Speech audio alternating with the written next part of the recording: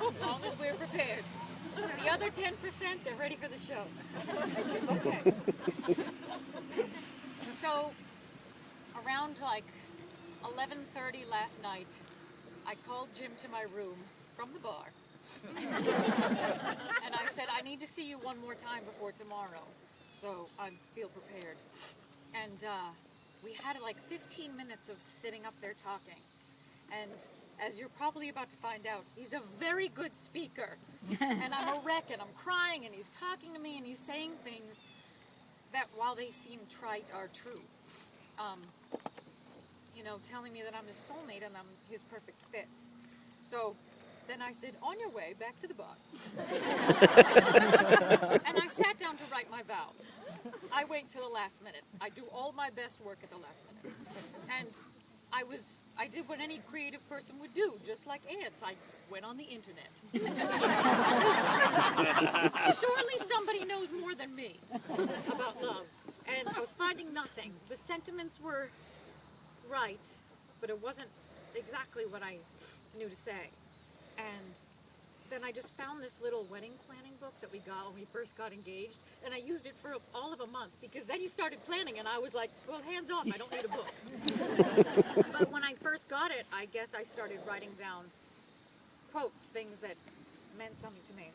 And it said, the very first quote I saw was, a true soulmate is a perfect fit, but a real true soulmate is a mirror. The person who shows you everything that's holding you back, the person who brings you to your own attention so you can change your life. And a good amount of people here knew me before you, and they liked me. But I can honestly say they like me more. I wasn't going down the right path. I wasn't making the right choices. And I knew I had to stop and clear the slate. And as soon as I did, you showed up. And the best thing you did for me, and continue to do for me, is you let me be myself. And not only do you let me be myself, but you challenge me to be a better me every day. So yeah, while all the cliches and stuff like that I was looking up were trite, they're very true. So now I can't see it. I mean, it's obvious that we make each other laugh, clearly. A lot of this day is based in that. But behind closed doors, what people don't see is how amazingly supportive you are, and loving, and caring, nurturing. When I come home to you and my face is on the floor after a really rough day, within 10 minutes of being around you, I'm laughing again and I'm smiling. You make me profoundly happy. And that's what Nance was talking about, is that we choose to live in that happiness every day. So I thank you for that. And I guess my vow to you today is pretty simple. I vow to return the favor. I vow to always give you the love that I feel radiating off of you. If I gave you 1/3 of what you give me, I would feel like I accomplished something. I vow to support you. I definitely vow to make you laugh. And then I vow the stupid things. I vow that we will always be traveling together and discovering new places and going on ridiculous adventures. We'll go on those 3-day cruises where we see somebody throw up over the side of the boat. We'll drink vats of wine, and I will continue to challenge my culinary skills, lacking though they are. They're definitely better since you showed up. I vow to make you go apple picking. And to follow you 50 blocks in the rain to go to a diner that's been closed for 3 years.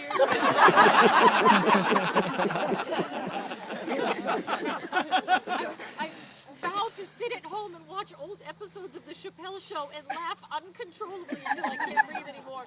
To take you to Fire Island to experience your gay cultural anthropology. I vow to faint often merely to entertain you. To never drive your Mustang. To watch performances from the MTV Music Awards and our fake Tony acceptance speeches.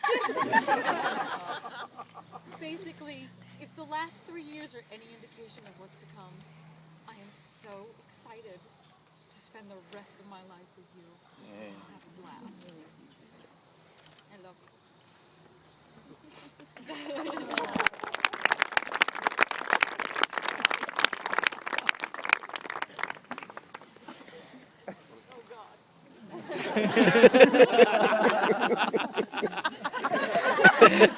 First folio. Aaron, you are the sun and I am the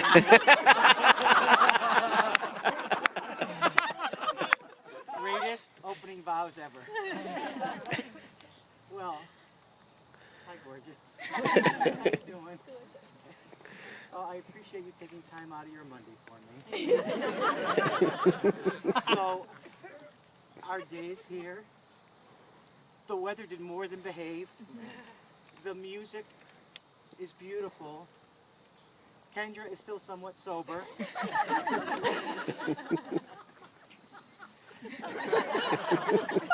And we are the coolest people that we know today. Now, to be completely honest, this day couldn't have come fast enough when I asked you to marry me. And that sounds romantic, but it's the absolute truth.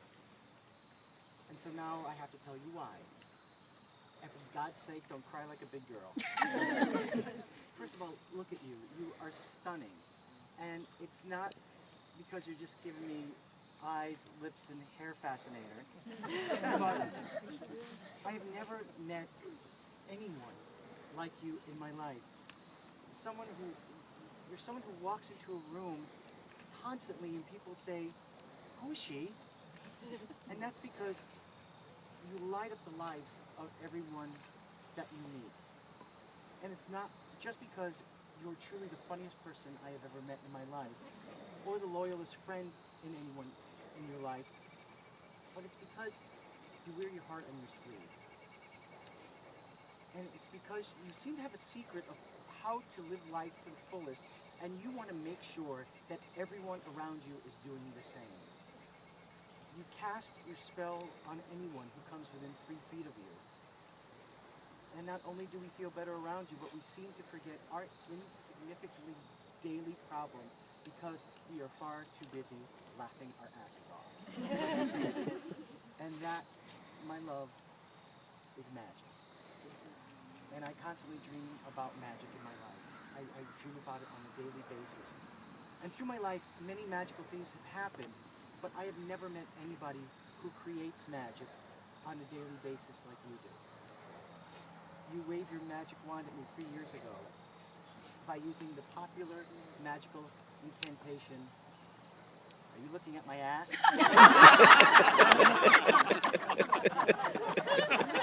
And that spell works. I recently had a conversation with my mom on the phone, and she said something that I found really fascinating and very, very accurate. She said something to the effect of, I noticed in your relationship with Aaron that you don't have to bite the bullet. And I thought to myself, she's absolutely right. Usually in most relationships, you develop a kind of list of things you live with. In our 3 years of being together, the only list I've created are the things I can't live without. I can't live without your boundless energy. Your laugh that comes straight from your gut, your willingness to contort your body and face to incredible depths of repulsion just to get the laugh. Your childlike reaction to every animal that comes across your path. I can't live without your continued belief that I could one day love a cat.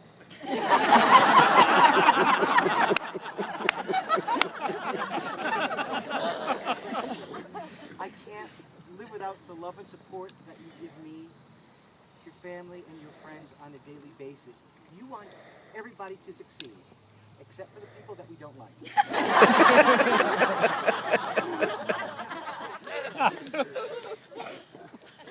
And my sweets, I can't live without you.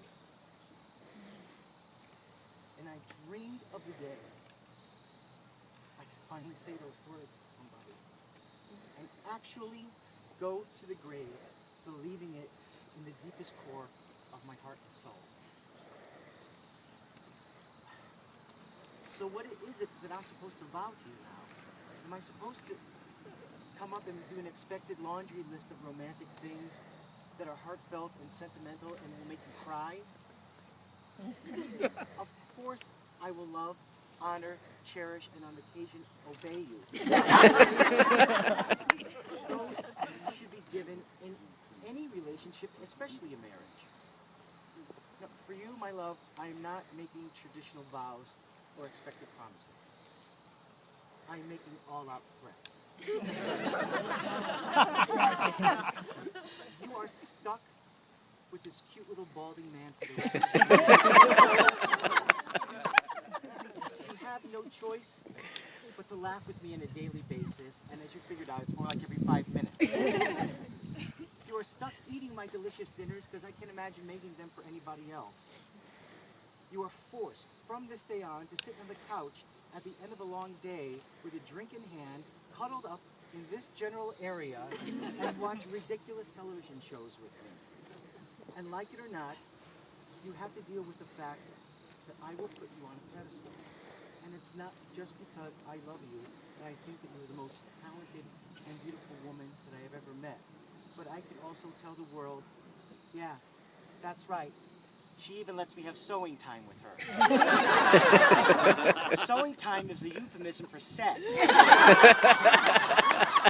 I didn't want to offend anybody over here.